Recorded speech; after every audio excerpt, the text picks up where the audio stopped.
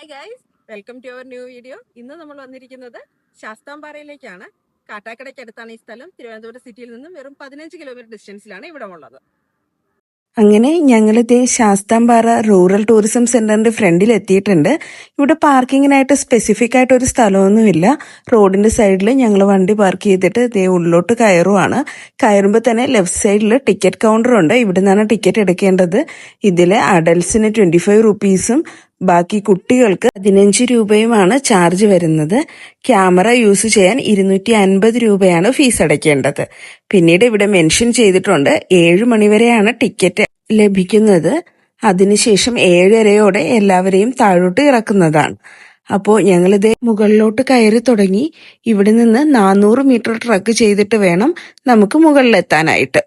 മുകളിൽ ചെല്ലുമ്പോൾ അവിടെ ഒരു ആമ്പൽക്കുളം ഉണ്ടെന്നും അതിൽ നിന്ന് ആമ്പൽപ്പൂവൊന്നും തന്നെ പറിക്കാൻ പാടില്ല എന്നും താഴെ എഴുതി വെച്ചിട്ടുണ്ട്.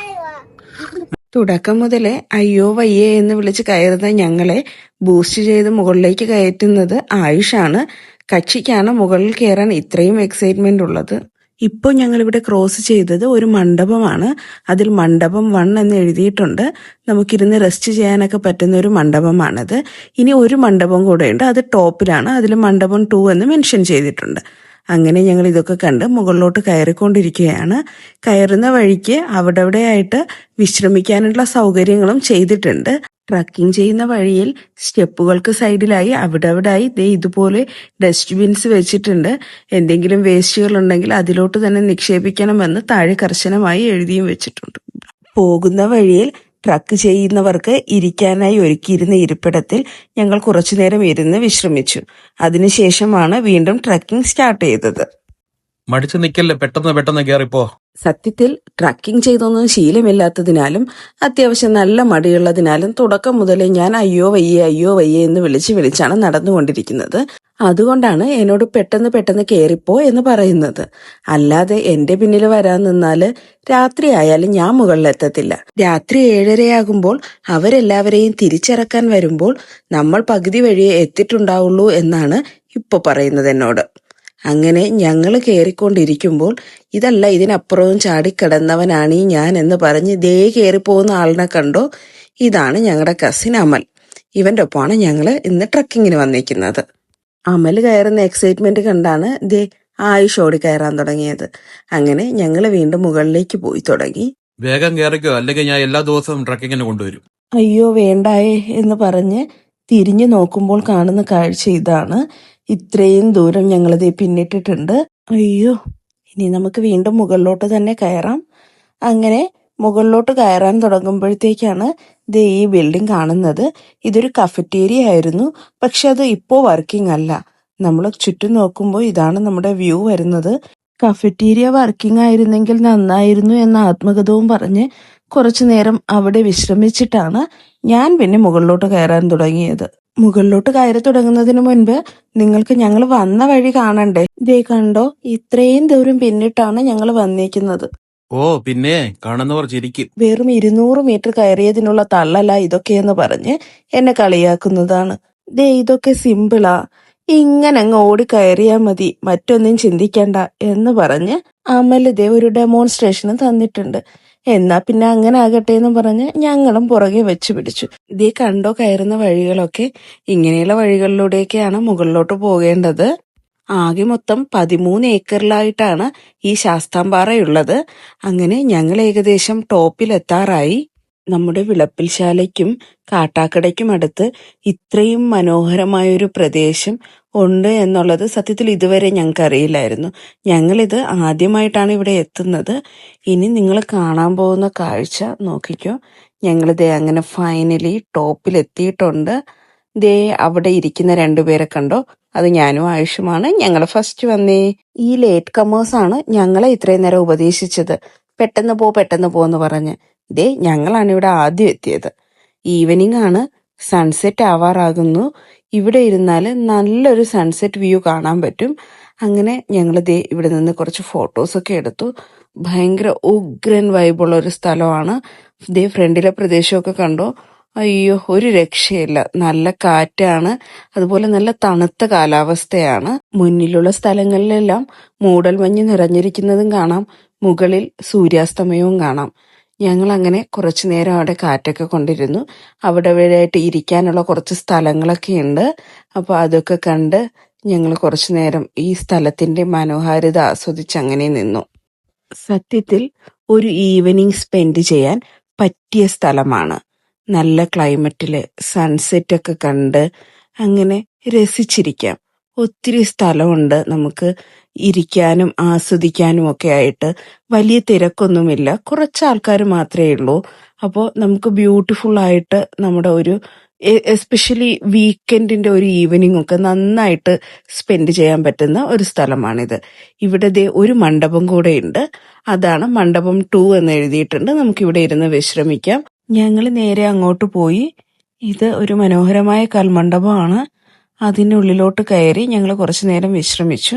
ഇത് നമുക്കൊരു ഫോട്ടോഷൂട്ടിനും വീഡിയോ ഷൂട്ടിനും ഒക്കെ പറ്റിയൊരു സ്പോട്ടാണ് കേട്ടോ. അങ്ങനെ വളരെ മനോഹരമായിട്ടൊരു മണ്ഡപം. അതിനുള്ളിലൂടെ കയറുമ്പോൾ ഞാനൊരു കാര്യം കാണിച്ചു തരാം. ദേ അങ്ങ് ദൂരെ കാണുന്ന സ്പോട്ട് കണ്ടോ? വെയിറ്റ് സൂം ചെയ്യാം. ദേ സൂം ചെയ്യുമ്പോൾ നമ്മൾ ഈ മുകളിൽ കാണുന്ന സ്പോട്ട് കണ്ടോ? ഇതെന്താന്ന് മനസ്സിലായോ? ഇതാണ് കടുംബു ഹിൽസ്. നമ്മുടെ കാട്ടാക്കടയ്ക്ക് അടുത്തുള്ള കടുംബു ഹിൽസ് ആണിത്. അവിടെ നിന്നുള്ളൊരു ഷോർട്ട് വീഡിയോ ഞങ്ങൾ ഞങ്ങളുടെ ചാനലിൽ ഇട്ടിട്ടുണ്ടായിരുന്നു. കാണാത്തവർ കണ്ടു നോക്കണേ. ഈ കാണുന്നത് ഒരു ശാസ്താ ക്ഷേത്രമാണ്.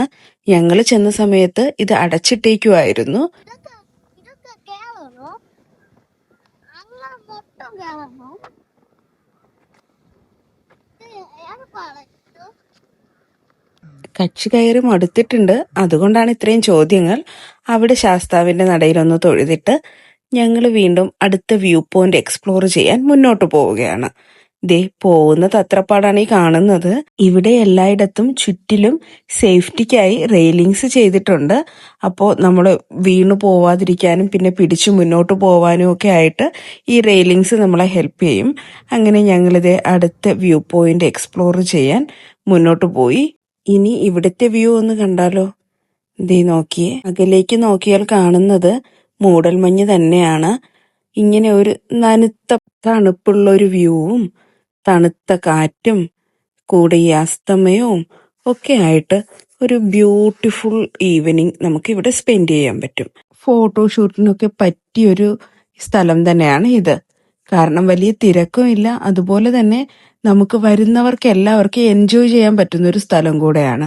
വലിയ തിരക്കിൽ ചെന്ന് നമ്മുടെ ഒരു ക്വാളിറ്റി ടൈം സ്പോയിൽ ചെയ്യുന്നതിനേക്കാളും എന്തുകൊണ്ടും ബെറ്ററാണ് ഇത്രയും സൈലന്റ് ആയ കാമായ മനോഹരമായ ഒരു സ്ഥലത്ത് നമ്മുടെ ഒരു ടൈം സ്പെൻഡ് ചെയ്യുന്നത്. കുറച്ചായാലും അത് ഉറപ്പായിട്ടും ഒരു ക്വാളിറ്റി ടൈം തന്നെ ആയിരിക്കും. അതുപോലെ ദേ സൺസെറ്റ്, സൂര്യൻ പതുക്കെ പതുക്കെ അസ്തമിക്കാനുള്ള ഒരുക്കത്തിലാണ്. അപ്പോൾ ഞങ്ങളെല്ലാവരും എൻജോയ് ചെയ്തുകൊണ്ടിരിക്കുകയാണ്.